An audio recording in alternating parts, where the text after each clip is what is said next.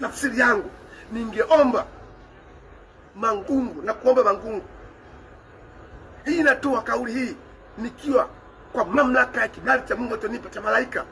Mangungu, kwa maslahi mapana kabla Simba, na kuomba Mangungu ujiuzuru. Naomba Mangungu ujiuzuru. Hii ni kwa ajili ya maslahi mapana kabla Simba.